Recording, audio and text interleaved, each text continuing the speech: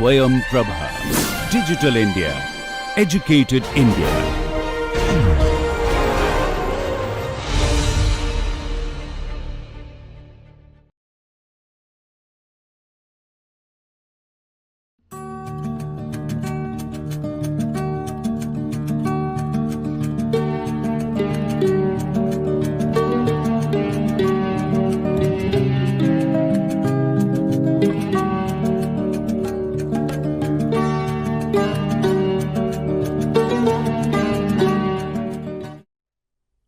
Hello and namaste. I am back here with the module 2. I would be speaking about how do we actually convert a real world data into a digital world.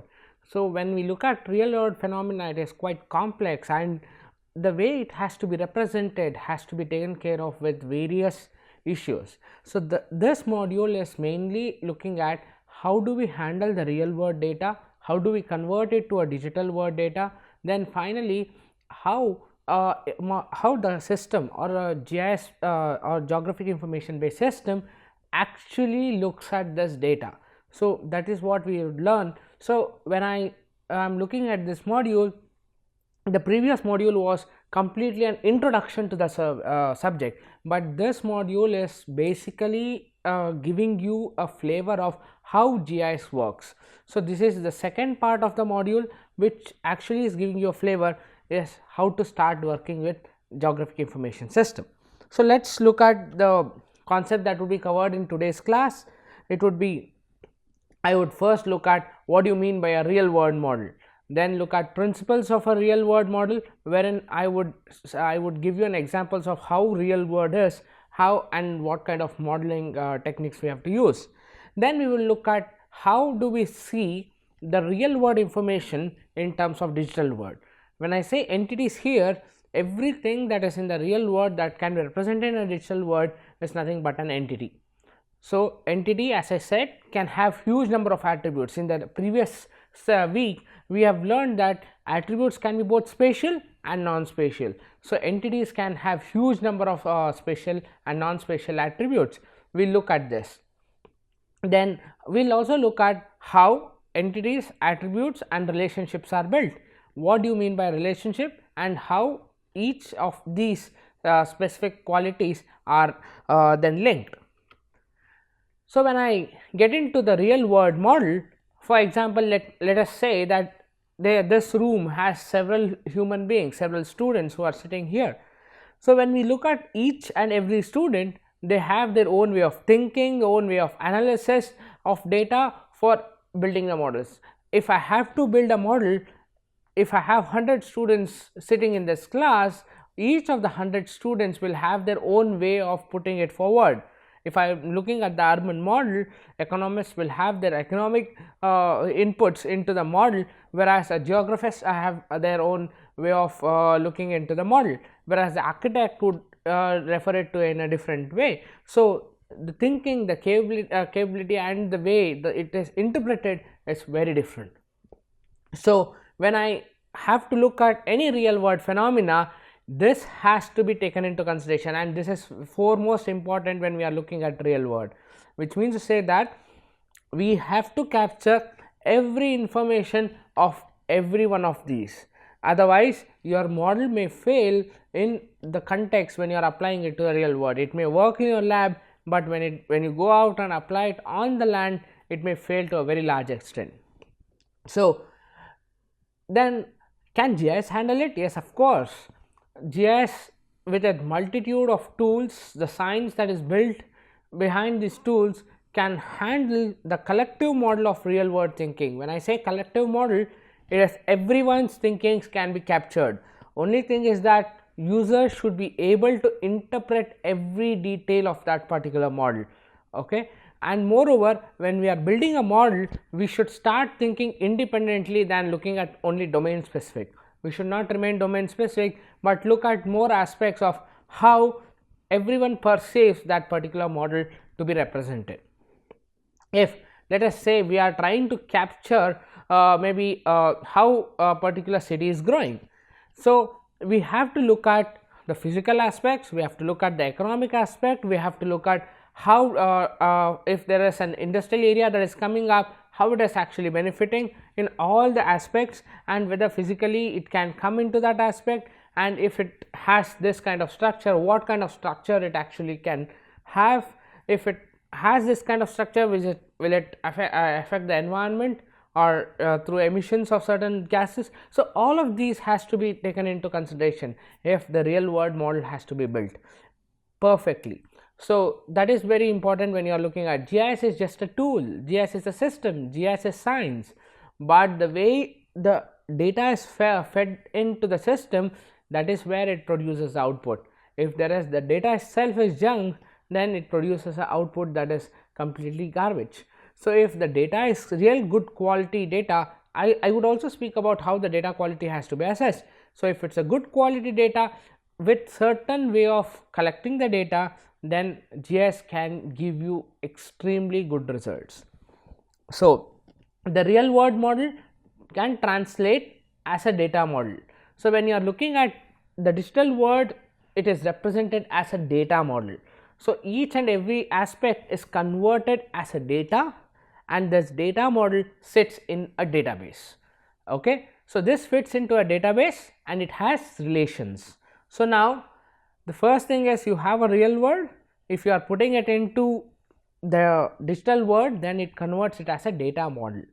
So, when I say data model, for example, if we have 10 rooms in a particular building, if you want to represent all the 10 rooms in GIS, so every room is an entity.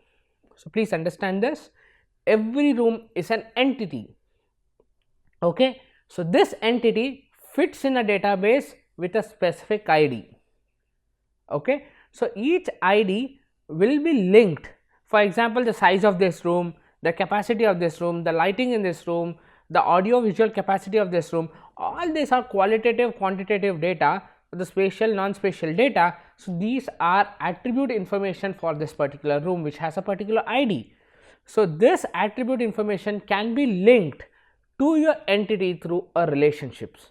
That is what I mean by a real world data converting into a digital world through a data model which fits into a database and has relations. So, please understand, every data set should have, which is being represented from a real world, should always have a data model, should look at database, relations, and each of these things which are trying to represent will be an entity, right. So, when we look at a data model, it may be defined as objects in a spatial database plus the relationships among them. That is what is called a data model. Fine. So, when we are looking at data models, we have different kinds of data models which we will look at it. It is vector data and raster data model. Vector data model has different kinds of representative models, whereas raster data model has its own different types of representations, which we will look at probably at the end of this week or maybe in the next week. And we will also look at how these data models are better than each data model has advantages and disadvantages. So, we will look at each of them and how we can try to use these data models for our for this analysis. So, let us look at it a bit later, but please keep in mind we have two types of data models, one is vector, other one is raster.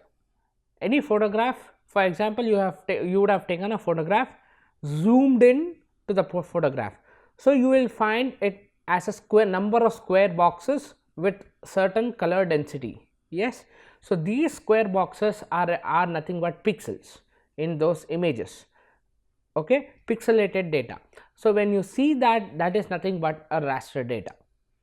Okay. If you are representing a data in a form of a point, line and a polygon, a point, line and a polygon. For example, if I am trying to map this particular region around a building, okay, around a building there is certain number of trees, there is a building and there is a road in front of a building. Now, if I have to represent the trees, the road and a building, so trees can be captured in a point because these are at one particular location. Road is entire line segment, so it can be captured in a form of a line, whereas a building is a polygon, it is an area, right. So, we capture it in the form of a polygon. So, each point, number of points can form a line, number of line segments form a polygon. So, this is how a vector data is built. Okay. So, you have a vector data, you have a raster data. So, I think all of you understand what are different types of data models, that is vector and raster. Now, these are used by different users to correct data and extract data and represent as maps, reports and statistics. So, once you have put anything in the database, you can, as I said in my previous lectures, you can do any kind of queries, any kind of analysis that is possible with that data. So, it is not that you can do every kind of analysis, but you can do any analysis that is really reasonable and can be represented in the form of a map, a report or a statistic. I did give you an example of a statistics and a map. So, you can use it for any kind of analysis that data can support with. So, that is where your database and the data model helps.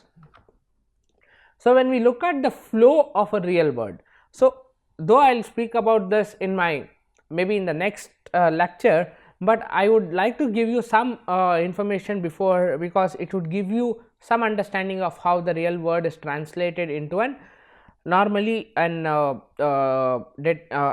database or an data model. So, now for example, when you look at the real world, if you look at here, so you have a real world which is based on actual phenomena. So, if you are looking at a particular building, so you have an actual phenomena as a building, and it may have certain connections, number of students visiting the building, number of professors in the having their offices in the building, or it may be number of recording centers there, or it may be number of parking areas that are there. So, these are certain connections that the real world will have, or the number of trees around the building. So, these are certain connections. So, now you have to convert it to a data model. The first thing that you will do is, if you want to represent the entire building, so you have the building as a polygon, right. So, then each and every room in this building, where maybe professor's office or the student's class or students maybe workshop area. So, all of these will be, each of them will be an entity. So, each of them entity will have a type, will have attributes. So, how many students are there in that particular lab, particular workshop, how many people are actually I mean in that entire building. So, these are the attributes that are there, how many come at this specific time, how many are coming at the other maybe a bit later. So, all of these are the data that you can enter into as an attribute. So, each of these attributes are then related as relationships. So, every attribute talk to each other with relations. So, when you look at this, once this particular model is built, then you have a data representation model. So, how this data is represented? It is represented as a type, it can be represented with attributes, okay, that can be represented with geometry, quality, relationships. So, we will see all of these in my further weeks. So, how you actually represent each of these data representation models, and you have, once you have converted it into a model, that is, as I said, two types of model. So, this model will be stored in a database with has certain data structure. So, data structure also has the same kind of representation of a data representation model. And when you look at once you have a database, you can, as I said, you can do any kind of analysis and representation. This will be in the form of a machine code, which can be in the form of a symbols, which can be in the form of a line, which can be in the form of a text. Once you have any kind of analysis and representation, this can be represented in a form of a map, it can be represented in form of reports, whatnot. So, everything that can be a kind of representation can be submitted for any kind of the policy decision making can be done once the analysis and representation can be easily performed. So, this, especially the way you build your model, where and the data representation model and your database forms the crux of converting a real world data into a digital data. So, to give an example of how it may look, for example, the first one here there is an image which is actually representing a real world phenomena, where you have a lake, you have a buildings around the lake. You can see there are huge number of buildings that are that have come out in the periphery of the lake. This some part of it, maybe some of them are encroached regions here. This is a road that is just passing through the lake. So now when you are actually creating a model, you represent this particular road which is here as a line, right.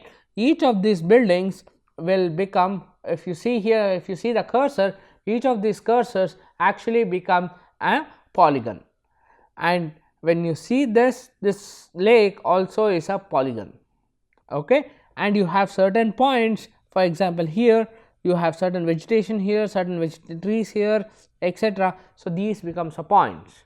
So, now this is how your model is represented in a form of a model of a real world or a data model.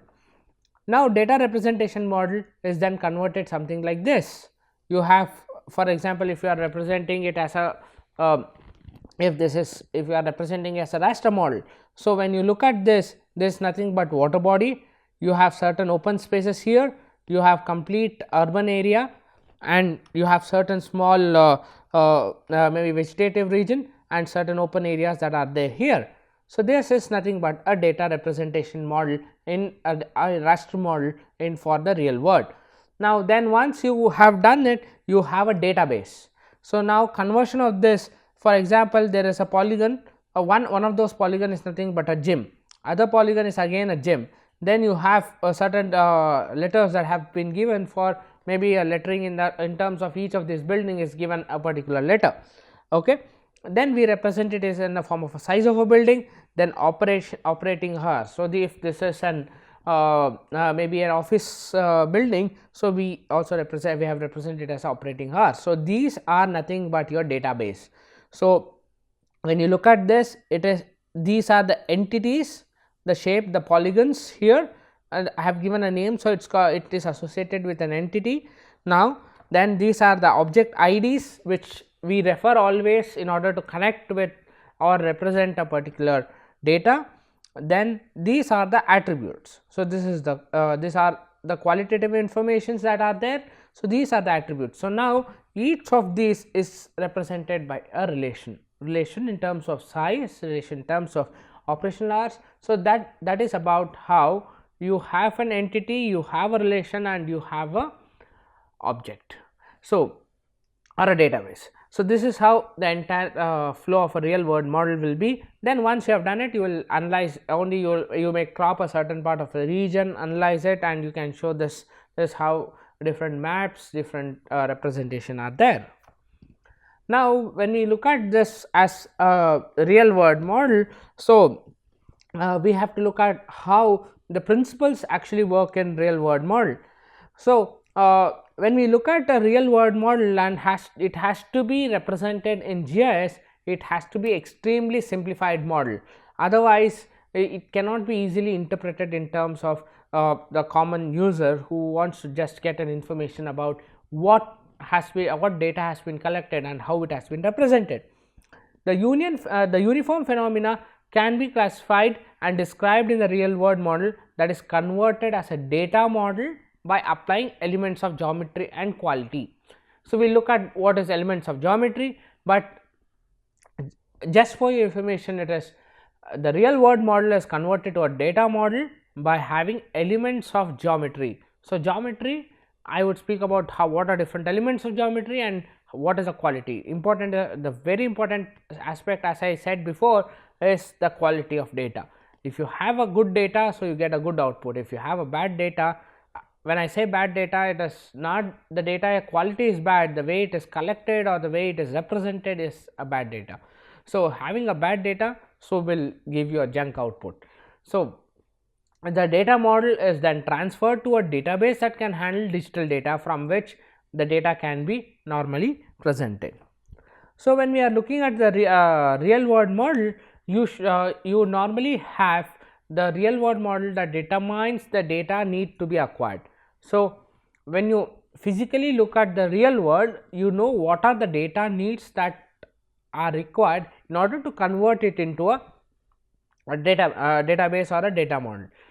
So, from when I say a real world model, let us say you are looking at a Google image and you are trying to mark that you are trying to look at this particular region in the Google map as I had shown before. So, you will have to get the boundaries of each of the buildings there, so that they are represented as entity, then attributes of that building, how many number of floors are there, size of the building, etc. But you can even calculate it on GIS, that is not a big problem, but number of floors, certain attribute data which cannot be calculated has to be actually populated into the database.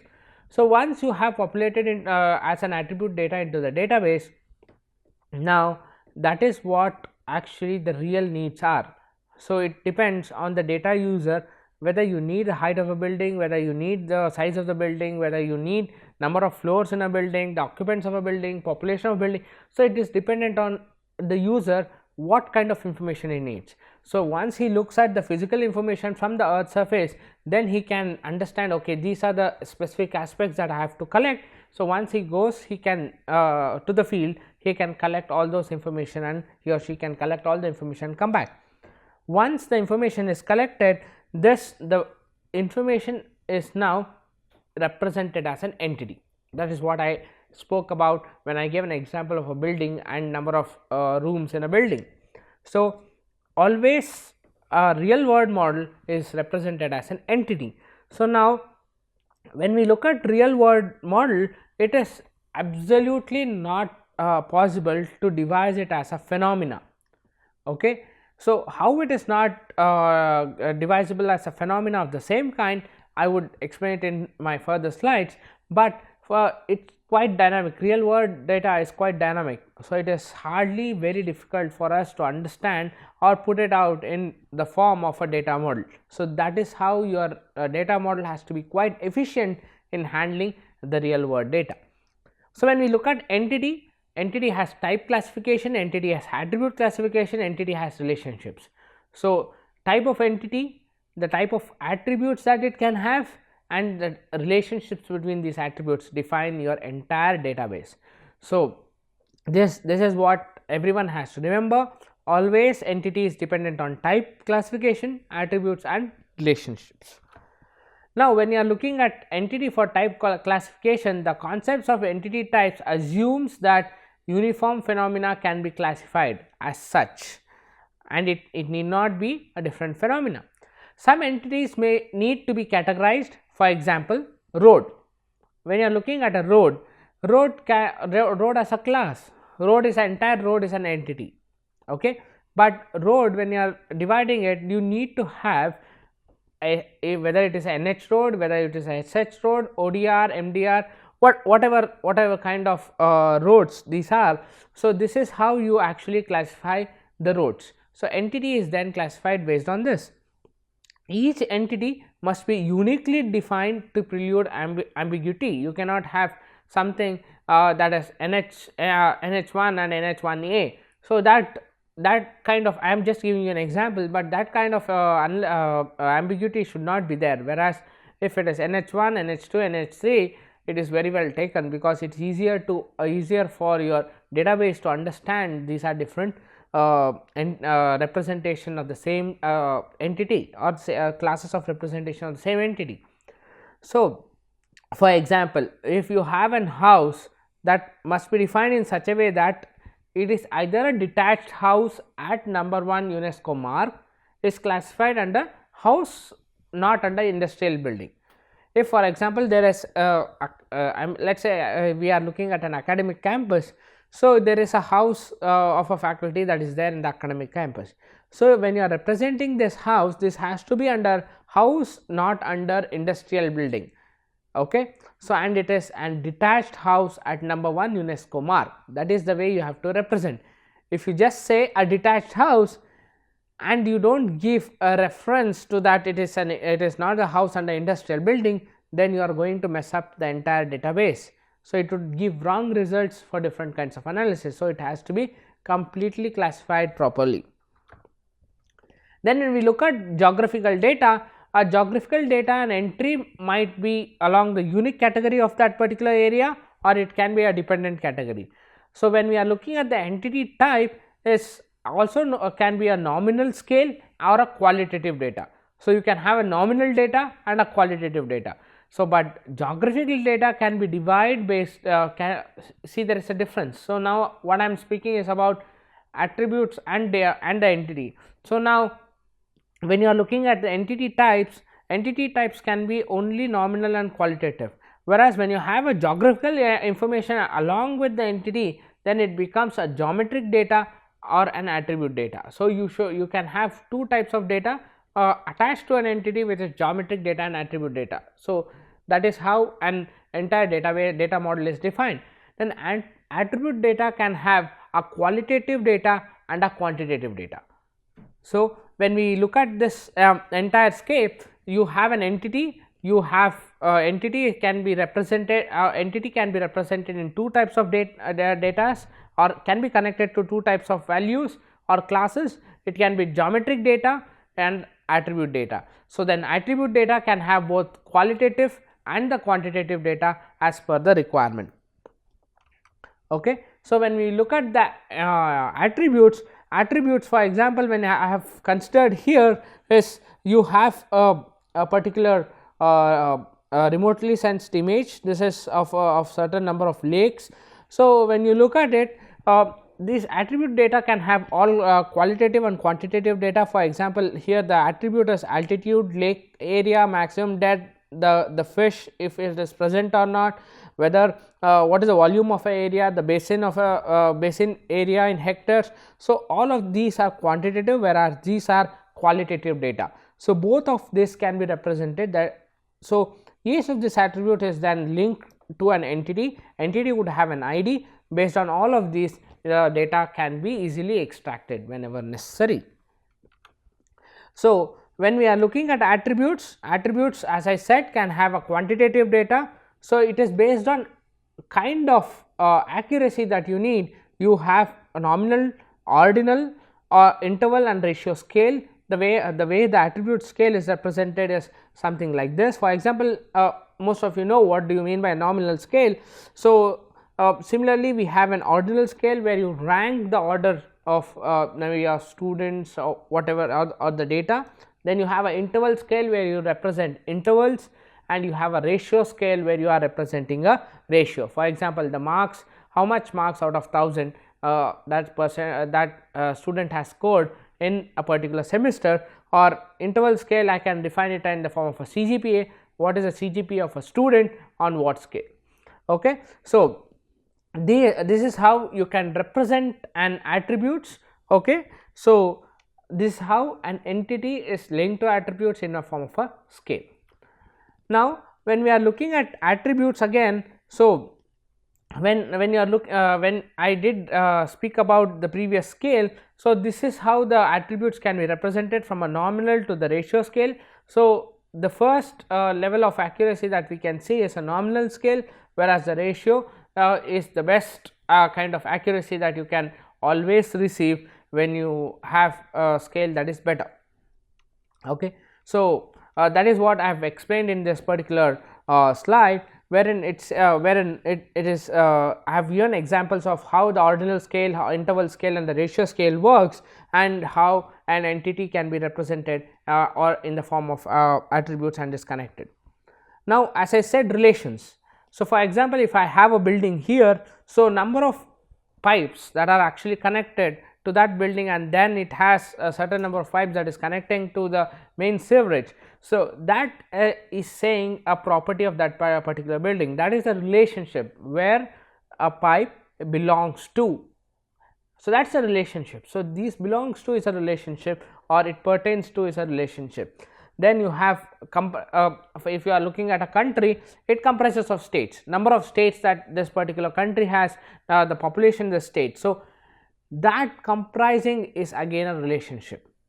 Okay. So how do you represent this relationship? We will look at it, but as of now relationships are those which are representing those attribute data and are connecting and giving a meaningful information.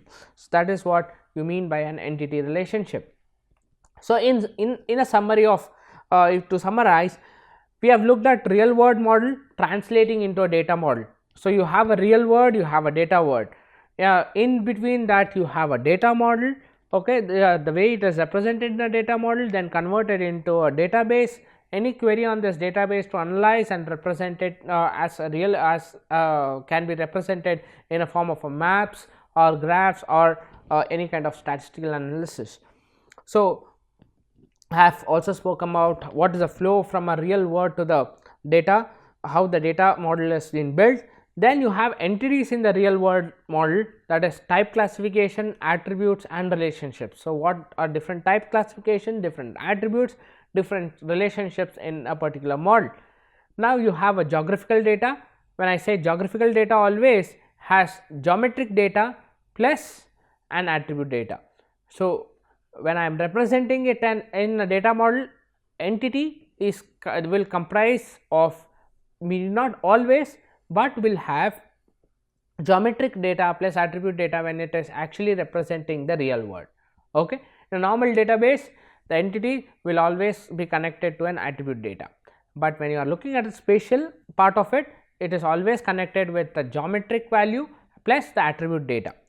Then you have attribute scale of measurement. So, you have nominal scale, ordinal scale, interval and a ratio. So, when you look at this, all of these scales, so it is the way you have you represent your data. So, accuracy of this data depends on the scale. Entity relationships, actually if I have to say, for example, you are connecting a particular attribute to the other, to finally to the entity. So, you say it belongs to, it comprises of, it locates. So, all of these are relations. Okay. In for example, if you are trying to put out an area of a building, so it says this area of a building is belongs to this particular entity. So, that is nothing but your relations. Okay. So, it is finally connected to that. Then in the next class, we will look at how we can explore different data model, how it works, and we will also look at each of these data models in a more holistic way. Thank you very much. Let us meet in the next class.